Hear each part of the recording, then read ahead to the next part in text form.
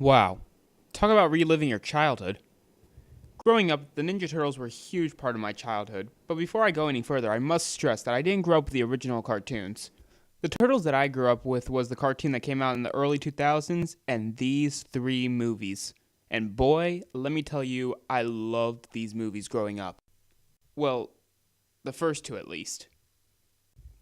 That being said, however, I haven't watched these movies since I was a little kid, and I watched them for the first time in years for these reviews, and I was afraid these movies would end up not being what I remembered them to be.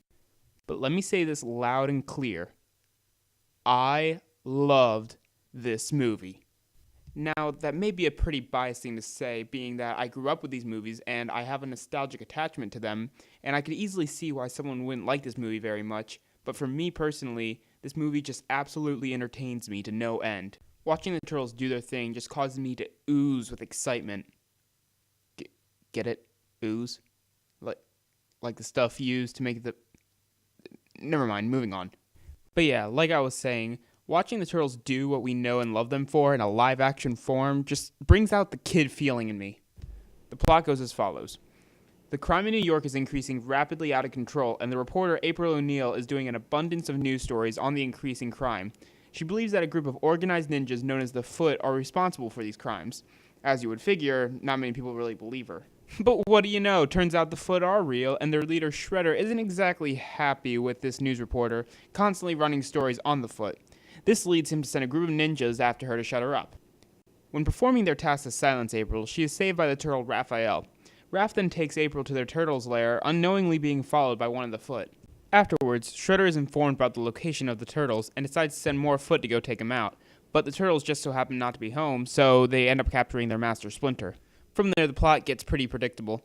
The turtles have to go into hiding and are forced to train if they want to come back and take out the Foot and save Splinter. Something that I really picked up on while viewing this movie that I seemed to miss as a kid were all the themes of family and the feeling of being alienated by the world around them. Oddly enough, it's the human teenagers that feel alienated by the outside world as opposed to the turtles who accept themselves for who they are.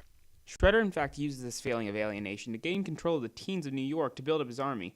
That was really interesting to me, and I commend this movie for going the extra mile of not just being a kid's movie and dealing with a lot of adult themes and ideas, making it a film that can be enjoyed by both adults and kids. That's not to say that the movie doesn't deliver on its action, because it more than does. The action is exciting and fun, and watching the turtles play off each other the way they do is a real treat. All the turtles' personalities are fully realized, and their banter is a lot of fun to watch. If he's watching, thanks, Raphael. Oh, Studley! Hey, look. I think he's blushing. I am not. I think he's actually turning red. However, I will admit that this movie, in fact just Turtles in general, aren't exactly for everyone.